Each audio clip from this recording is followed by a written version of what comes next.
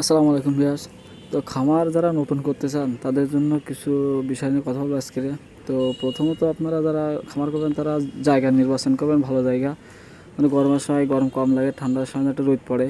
আর আপনারা যখন খামার করবেন সাইডটা ভালোভাবে ঘেরবেন। আর আরও কিছু বিষয় রয়েছে গুরুত্বপূর্ণ। তো আপনারা যখন খামার করবেন নিচে বালি দিবেন, বালি দেওয়ার পরে আপনারা যখন বাচ্চা নেবেন ভেতরে তুষ দেবেন, তুষ দেওয়ার পরে খবরের কাগজ বিছাবেন। খবরের কাগজ না বিছাইলে আপনার মুরগি একটু আরামদায়ক না দিলে অনেক সমস্যা হয়। তো তারপরে আপনারা মাঝে মাঝে খবরের কাগজগুলো উঠাই দেবেন। আর যখন বাচ্চা নেবেন তখন অবশ্যই বাচ্চার ভালো মানের নিতে হবে। যদি ভালো মানের বাচ্চা না নিতে পারেন তাহলে আপনি ব্যবসা করে লাভবান হতে পারবেন না। তো আপনারা যখন মুরগি নেবেন ভালো একটা ডিলার দেখে নেবেন, ভালো মানের ফিড নেবেন। আর আপনারা যখন খামার করার প্রস্তুতি নেবেন তখন অবশ্যই যে কোনো ব্যক্তি, অভিজ্ঞতা সম্পন্ন ব্যক্তি, আমার লোকের কাছ থেকে নির্দেশনা নেবেন কীভাবে করবেন।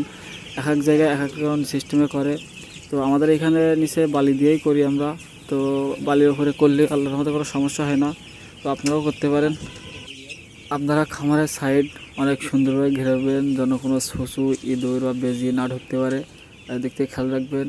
আপনারা যখন খামার শেষ হয়ে যাবে তখন ভিতরে ভালোভাবে জীবাণুনাশক স্প্রে করবেন। স্প্রে করার পরে আপনারা চুন ছিটাবেন, চুন দেওয়ার পরে আপনারা বালি দেবেন, বালি দেওয়ার পরে যখন ব্রুডার তৈরি করবেন ব্রুডারের ভিতরে তুষ দিবেন, তুষ দেওয়ার পরে কাগজ বিছাবেন। আর কাগজটা মাঝে মাঝে আপনারা উঠাই দেবেন, পরিষ্কার করবেন, নাহলে ভিতরে একটা গন্ধ সৃষ্টি হয়। তো এই গন্ধর কারণে মুরগি অনেক সমস্যা হয়। এজন্য মাঝে মাঝে আপনারা কাগজটা উঠাই দিবেন। দিনে একবার করে চেঞ্জ করে দিলে আরও ভালো হয়। তো যদি না পারেন তাহলে আপনারা দিনে একবার করে না দিলেও 2 দিনে একবার করে চেঞ্জ করে দেবেন।